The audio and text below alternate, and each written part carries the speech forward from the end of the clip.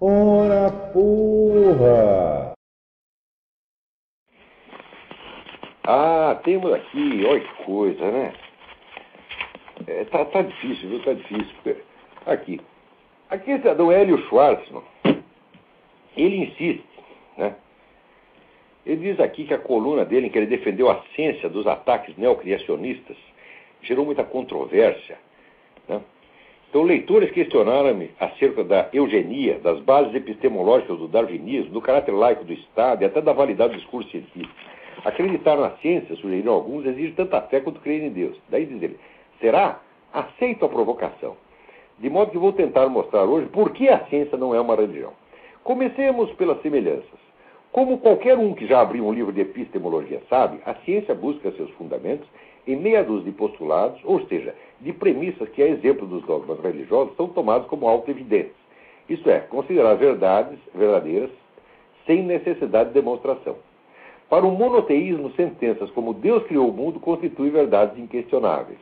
Já na ciência, quem desempenha esse papel são princípios como de identidade e não contradição. O primeiro afirma que se A igual a A, então A igual a A. O segundo reza que se A não é B, então a ocorrência de A, na ocorrência de A não ocorre B e vice-versa. Note bem o que ele diz. Né? Ele diz, dos dois lados existem premissas não demonstradas. Premissas não demonstradas da ciência são as premissas dos princípios da lógica. Princípio de identidade, não contradição, e ele esqueceu do terceiro excluso. Acho que por ser uma terceira excluso, ele excluiu. Mas então ele citou pelo menos dois, quer dizer, pelo menos dois ele conhece. E ele coloca aqui como um dos princípios da religião, princípios não demonstrados da religião, que Deus criou o mundo. Mas, olha, seu Hélio, o senhor não tem mesmo vergonha nessa sua cara? Em primeiro lugar, esses princípios que o senhor diz que são os princípios da ciência, que são os princípios da lógica, foram descobertos por Aristóteles, eles foram usados durante mais de 1000 anos na teologia antes que surgisse a ciência moderna. Esses não são princípios da ciência moderna. Tá certo? São princípios que foram usados por toda a filosofia escolástica. E o senhor está dizendo que esses são princípios da ciência moderna? Não são, não, seu Hélio. Tá certo? E segundo, que Deus criou o mundo não é um princípio de nenhuma religião. A sua compreensão da religião é pueril, você é totalmente ignorante.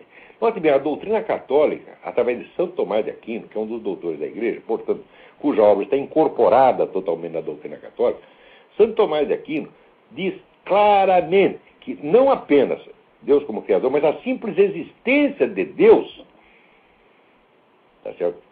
Não é uma premissa de nada, é a conclusão de um raciocínio. Quer dizer, a religião católica não parte da existência de Deus. Ela discute e demonstra a existência de Deus. Quer dizer, a existência de Deus, a própria existência, não digo Deus como Criador, nem isso estou falando.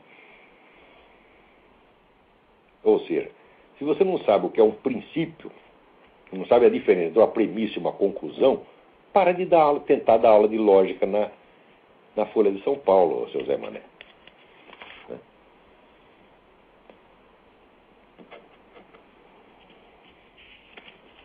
E aí vai. Bom, mas tem tanta besteira nesse artigo que não dá nem vontade. Mas...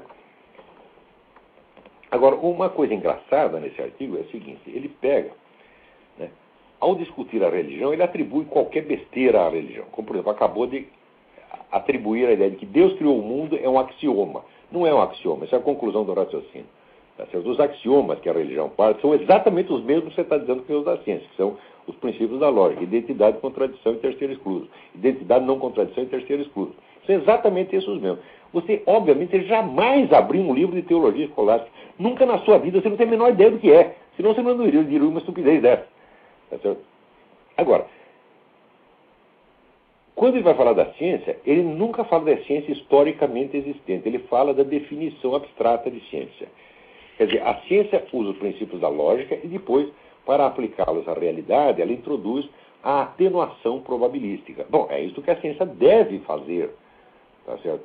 Mas, note bem, entre a definição ideal de ciência, tá certo, e a prática histórica, a diferença é enorme. Por exemplo, você não pode dizer, por exemplo, que o darwinismo procedeu assim, tá certo? Você sabe perfeitamente que, na obra de Darwin, não existe a prova da evolução.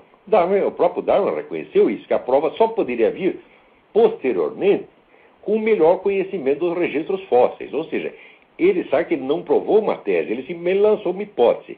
Tão logo foi lançada essa hipótese, cientistas, não foi ideólogo, não foi jornalista, cientistas, que eram pessoas de primeiro plano, tá certo? Como o Huxley e o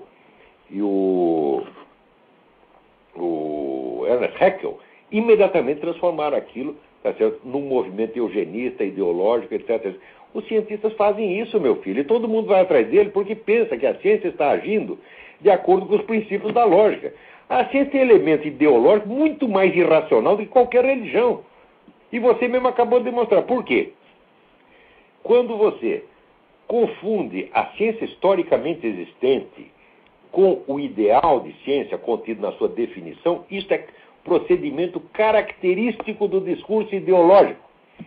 O discurso ideológico toma ideais como realidades quando fala de si mesmo.